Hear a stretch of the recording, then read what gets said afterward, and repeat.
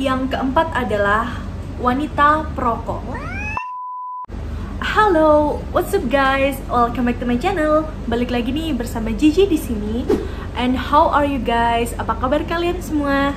So guys, seperti judulnya, di video kali ini aku bakalan ngebahas tentang 5 hal sisi lain dari negeri piramida Mesir yang mungkin beberapa dari kalian belum tahu faktanya. Kalian pasti penasaran kan? So, sebelum video ini dimulai, jangan lupa untuk like, comment, and subscribe. Dan jangan lupa untuk tekan tombol lonceng notifikasinya biar kalian jadi orang yang pertama tahu kalau aku di-upload. So guys, without any basa-basi, let's get to the video. So guys, sebelum aku mulai topik pembahasannya, aku pengen cerita sedikit ke kalian tentang pengalaman aku yang kurang menyenangkan. Dan ini terjadi sama aku tuh sekitar beberapa minggu yang lalu. Kalian tahu kan kalau aku kerja, di beberapa video aku sebelumnya aku udah tunjukin ke kalian kalau aku kerja. Jadi tempat aku kerja sama rumah aku tuh lumayan deket ya, sekitar 10 menit jalan sih kalau buat orang Egyptian. Kalau buat aku sih sekitar 20 menit jalan gitu ya. Dan aku tuh kadang kalau pulang naik microbus atau jalan kaki. Nah, kejadian ini tuh terjadi saat aku pulang dari kerja sekitar jam 8 malam atau setengah 8 malam gitu. Dan aku waktu itu jalan kaki. By the way, area tempat tinggal aku tuh nggak yang sepi gitu ya. Area tempat tinggal aku tuh kayak between lokal sama kota. Jadi rame, dan di dekat rumahku tuh ada tempat kayak terminal gitu, kayak tempat microbus. Dan aku biasa lewat situ. Jadi guys, kejadiannya itu aku diikutin sama orang. Jadi waktu itu kan aku jalan sendirian ya, udah ngelewatin si tempat microbus tadi, si terminal tadi. Itu tuh kayak ada jalan gitu loh masuk. Ini tuh jalan buat si microbus sama bus yang gede, terus taksi, terus tuk-tuk itu lewat. Jadi banyak kendaraan gitu, tapi jalanannya nggak terlalu gede, nggak terlalu lebar. Mungkin sekitar kayak berapa ya, 5 meter gitu, apa nggak sampai 5 meter gitu, pokoknya gak terlalu gede. Dan di sana tuh banyak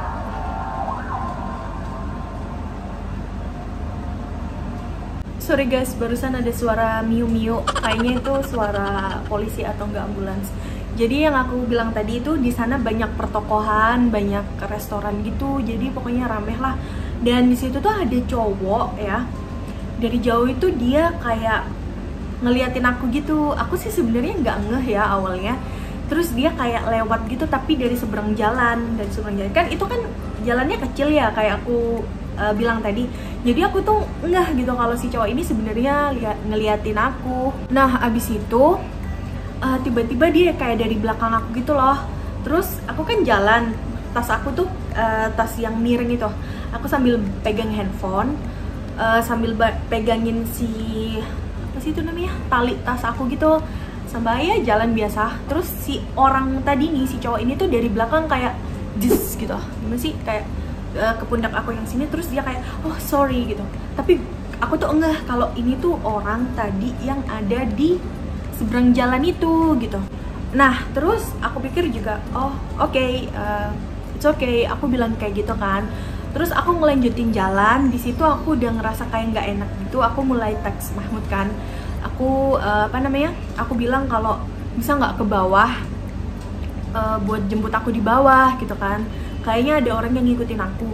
Terus dia kayak oh oke, aku mau prepare dulu gitu. Nah abis itu aku kan lanjut jalan. Jadi si cowok ini tuh udah jalan duluan, tapi kayak diem gitu loh. Terus kayak nengok ke belakang gitu. Nanti kalau aku berhenti, dia ikut berhenti. Terus kalau aku jalan, ikut jalan gitu. Jalan cepet juga ikut jalan cepet, sampai di depan rumah sakit. Rumah aku juga deket sama rumah sakit. Di depan rumah sakit itu aku bener-bener takut karena dia udah mulai kayak senyum-senyum gak jelas gitu kan. Nah di situ aku berhenti, dia tuh kayak dateng ke aku gitu loh, ke arah aku. Padahal di sana itu banyak orang ya, banyak banget. Terus si laki-laki ini tiba-tiba kayak deket sama aku, bilang kayak, oh, I love you. Terus I was like, what the?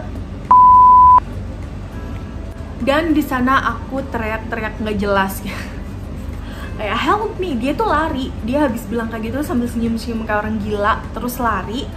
Dan suami aku tuh dalam posisi nelpon aku kan di handphone aku tuh aku pegang, dan dia tuh masih lari gitu kan. Rumah aku ada di lantai 7, terus ya dia harus pakai baju dulu terus ke bawah, jadi agak lama gitu kan. Nah, waktu aku teriak itu, di depan aku tuh ada cowok 3 pakai motor, mereka boncengan 3. Mereka tuh langsung lari dan nangkep si laki-laki ini. Jadi mereka kira itu aku kayak apa ya, kayak dia tuh nyuri sesuatu gitu, tapi enggak, itu sebenarnya kayak harassment. Dia kayak berusaha untuk pelecehan gitu kan. Akhirnya aku teriak, dan seperti yang aku bilang tadi, orang-orang itu semuanya bantu, dan ketangkep ini laki-lakinya. Bonyok, akhirnya dikeroyok sama orang sebanyak itu. Salah sendiri kenapa dia nakal ya kan.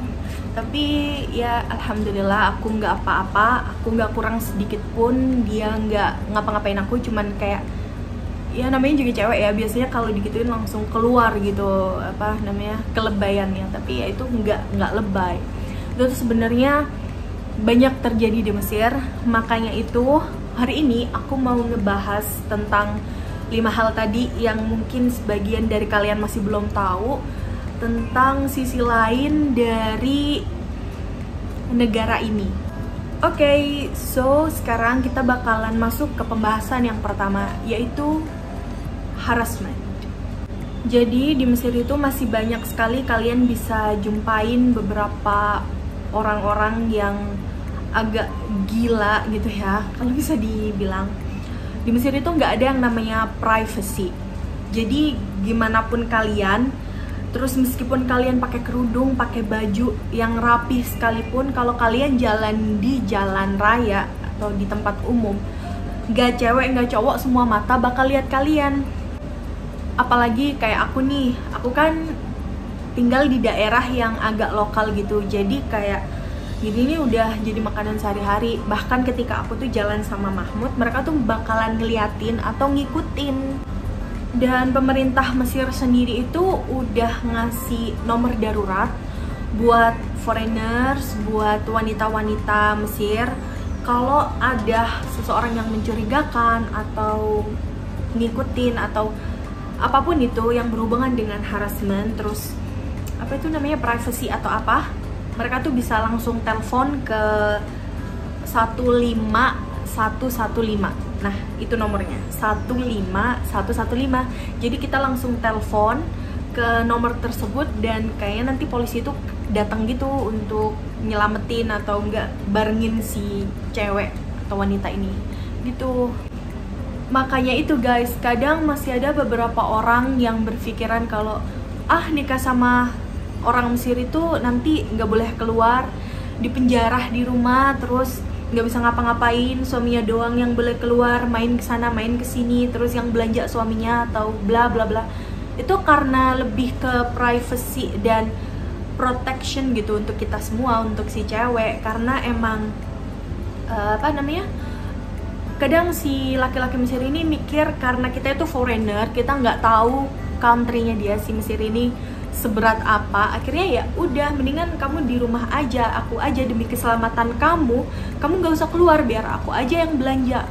Kadang siang hari pun itu kalau ke pasar atau apa, mereka bakalan ngelakuin hal kayak gini. Jadi itu nggak kenal waktu, nggak kenal jam, nggak kenal hari atau tanggal atau situasi kayak gimana pun, mereka bakalan seperti itu.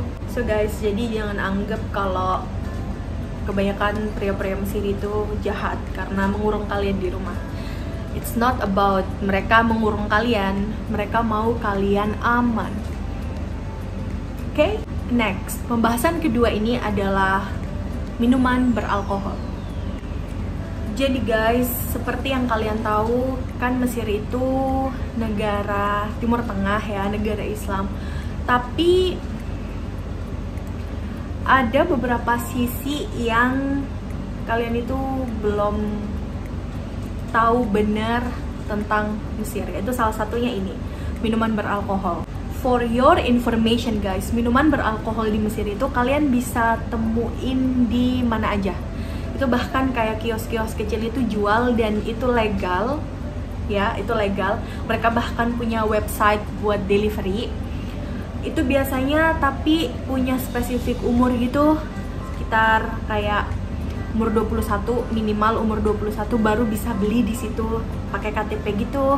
Dan yang agak sedikit lucu itu mereka bakalan tutup di hari Jumat, karena kan hari Jumat itu hari yang suci buat orang muslim, dan mereka bakalan tutup di hari besar perayaan muslim lainnya. Ini dia guys, contoh kios atau tempat-tempat yang jual minuman beralkohol yang ada di Kairo.